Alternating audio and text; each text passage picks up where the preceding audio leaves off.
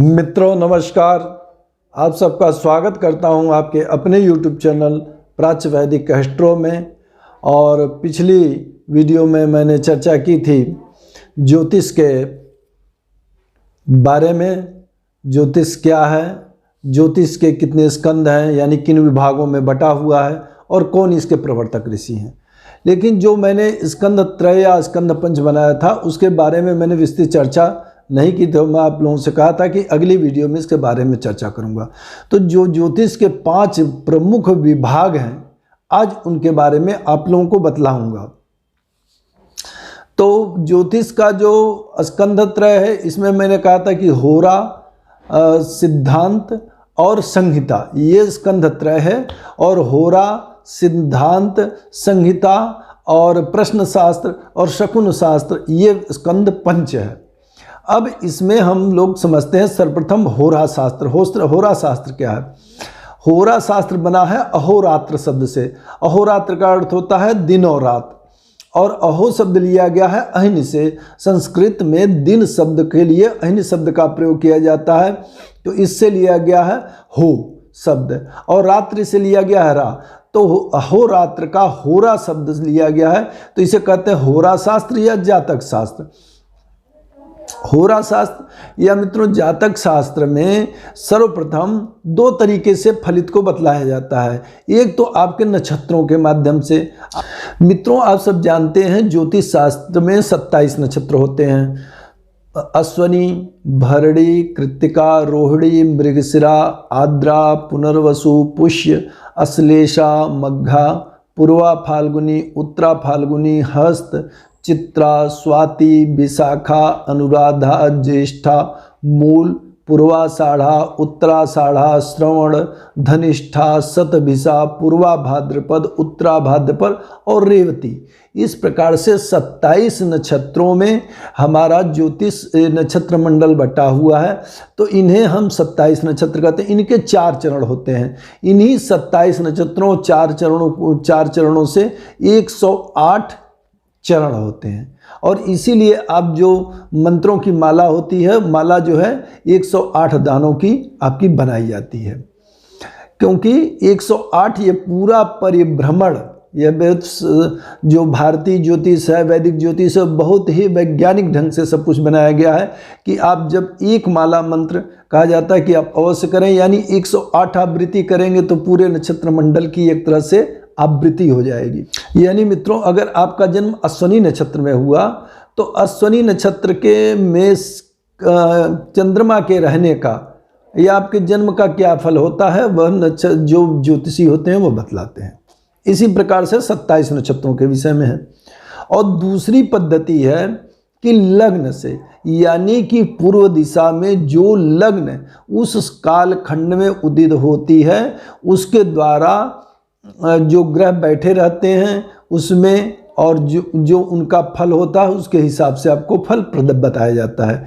यानी कि ग्रह कहाँ बैठे हैं, किस भाव को देख रहे हैं, किन भावों के कारक हैं, और क्या मारक है, क्या उनका जो है किस को दृष्टि दे रहे हैं, कहाँ पर कौन सा योग बना रहे हैं, तो इन सब की चर्चा होरा शास्त्र के अंदर की जाती है। यानी इसके 2 सिद्धांत हैं मुख्य रूप से, एक नक्षत्र विधि द्वारा फल कथन और दूसरा लग्न विधि द्वारा कथन। अब आइए समझते हैं सिद्धांत को। सिद्धांत या गणित भी इसको कहते हैं। तो इसमें क्या होता है? इसमें आपके जैसे आप जानते हैं जो भारतीय ज्योतिष है या वैदिक ज्योतिष है, इसमें त्रुटि, लव, निमेष इत्यादि को सबसे छोटी इकाई माना गया है।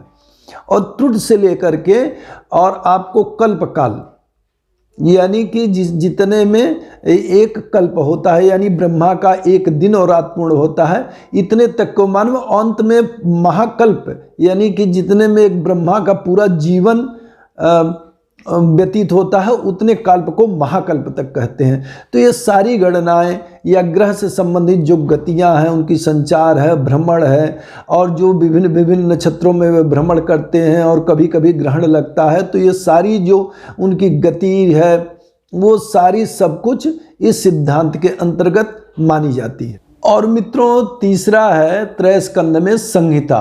तो संहिता के अंतर्गत होता है कि जैसे गृह प्रवेश है, गृहारंभ है, जलाशय निर्माण है, मंदिर निर्माण है, गृह प्रवेश है, इष्ट का शोधन है, विवाह का मिलान है, ग्रहों के अस्त या उदय का फल है। तो ये सारी चीज़ें संहिता के अंतर्गत आती हैं। यानी मुख्य रूप से जो किन्हीं भी चीज़ों के हम जो आरंभ करते हैं उनका जो मुहूर्त होता है, एक तरह से वह संहिता के अंतर्गत आता है। किसी भी प्रकार का मनोरंजन, उपनयन का मुहूर्त है, विवाह मुहूर्त है, गृह का निर्माण मुहूर्त है, जलाशय निर्माण का मुहूर्त है, कुआं खोदने का मुहूर्त है, यानी जो विभिन्न प्रकार के मुहूर्त हैं, ग्रहों के अस्त है, उदय काल है, ये सब संहिता के अंतर्गत विभिन्न विषय आते हैं। और अब बात करते हैं स्कंध त्रय के अलावा जो स्कंध पंच जो विद्वानों ने माना है उसमें रखा है उन्होंने प्रश्न शास्त्र को।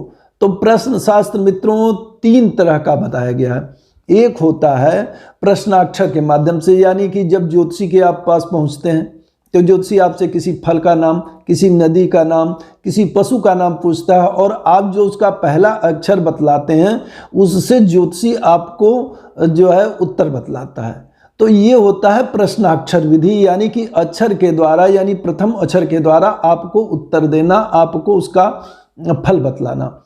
दूसरा इसमें विधि है लग्न के द्वारा, यानी लग्न के द्वारा आपको उत्तर दिया जाना, यानी कि उस समय ज्योतिषी क्या करता है कि जिस समय आप कोई प्रश्न करते हैं उसी समय का वह लग्न का निर्माण करता है और लग्न सिद्धांत के माध्यम से आपको उसका उत्तर देता है।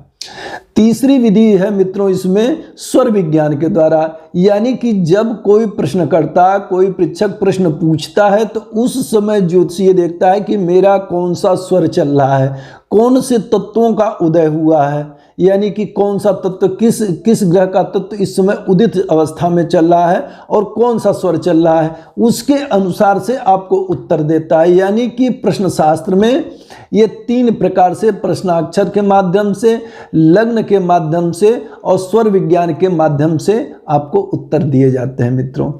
और हमारा स्कंद पंच का अंतिम है शकुन शास्त्र, यानी कि आप कहीं जाते हैं, रास्ते में अगर मान लीजिए आप जा रहे हैं, कोई ब्राह्मण पुस्तक लेकर के आ रहा है तो ये शुभ हो गया, अगर नेवला आपको दिख गया तो ये आपको शुभ हो गया, लेकिन आप किसी विधवा स्त्री का दर्शन कर लिए तो ये आपके लिए शुभ होता। तो इसकी ये सब कहाँ से होता है, शकुन शास्त्र बतलाता है।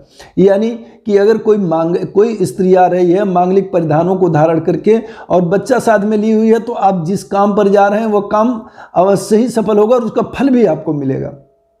तो शकुन शास्त्र यानी कि आपके कोई रास्ते में जो चीज़ घटित होती है उसके शुभ और अशुभ परिणामों को बतलाता है।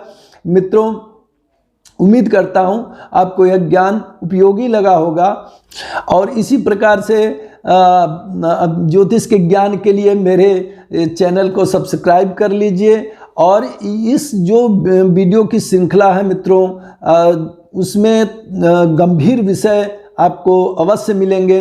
थोड़ा आप पूरी वीडियो देखेंगे तो इसका आपको लाभ मिलेगा और निश्चित, लेकिन जो आगे ज्योतिष का जब मैं बतलाऊंगा जो है तो आपको समझने में बहुत ही आसानी होगी। तो इन्हें आप अवश्य पूरी वीडियो को देखें और साथ ही साथ चैनल को सब्सक्राइब कर लें। अगली वीडियो में मिलता हूं किसी अन्य विषय पर वार्ता के साथ, तब तक के लिए मुझे आज्ञा दीजिए। नमस्कार।